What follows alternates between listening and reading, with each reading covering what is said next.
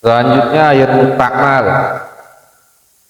Air mustakmal adalah air yang sudah dipakai untuk membasuh yang wajib ketika menghilangkan hadas. Ada dua, ada hadas kecil yang dihilangkannya dengan cara berwudu, dan juga ada hadas besar yang dihilangkannya dengan cara mandi hadas. Jadi air yang dipakai untuk menghilangkan hadas, bukan air yang dipakai untuk hal-hal yang lain. Contoh, air tersebut dipakai untuk cuci muka. Cuci mukanya bukan cuci muka wudhu, cuci muka biasa. Maka air tersebut enggak menjadi air yang mustakmal. Atau dipakai untuk cuci tangan. Cuci tangan karena mau makan, maka air tersebut enggak menjadi air mustakmal, karena cuci tangannya bukan cuci tangan atau bukan yang membasuh tangan dalam berwudu. Atau ada air yang dimainin dipakai sama anak-anak, biasa diobok-obok. Ini air nggak jadi mustakmal. Jadi air mustakmal itu kalau udah dipakai untuk dua, menghilangkan hadas kecil, menghilangkan hadas. Contoh, ketika kita berwudu, yang wajib dibasuh kan ada muka, tangan, kepala, ataupun kaki. Nah, air yang bekas basuhan inilah yang disebut air mustakmal. Air cipratannya atau air tetesannya dari hal-hal yang wajib tersebut yang kita basuh, itu adalah air yang mustakmal. Dalam berwudu telinga gak wajib, maka tetesan yang dipakai untuk membasuh telinga itu tidak menjadi mustakmal, karena ini bukan basuhan yang wajib. Atau air yang dipakai untuk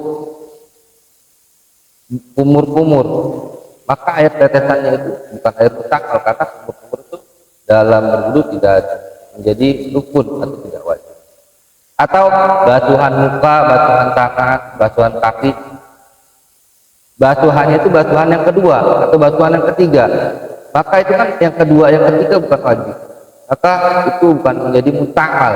Yang mustakmal itu basuhan yang pertama, basuhan yang wajib. Ketika yang wajib sudah sempurna, yang keduanya itu adalah sunnah, yang ketiganya sunnah. Kecuali yang pertamanya belum sempurna, yang keduanya menyempurnakan, maka yang keduanya pun masih dikatakan air yang mustakmal, karena dia masih menyempurnakan, dan itu masih dikatakan satu basuhan. Jadi satu basuhan itu dihitung ketika sudah sempurna. Lalu bagaimana ketika kita berwudu, air tersebut netes atau nyiprat kembali ke air yang kita pakai untuk berwudu? Jika air tersebut menetes lagi ke air yang kita pakai untuk berwudu, ketika kita berwudu kan begini, maka air ini netes lagi ke air yang kita pakai untuk berwudu. Bagaimana hukum air yang kita pakai ini? Nah, yang mustakmal itu yang tetesan, yang cipratan. Tapi air yang kita pakai untuk berwudu ini yang kena tetesan air mustakmal, ini tidak menjadi air mustakmal, tetapi air mutaghayyir. Nah, masih bisa untuk dipakai berwudu. Kenapa? Karena tetesannya atau cipratannya tidak banyak, hanya sedikit, dan tidak merubah sifat daripada air itu.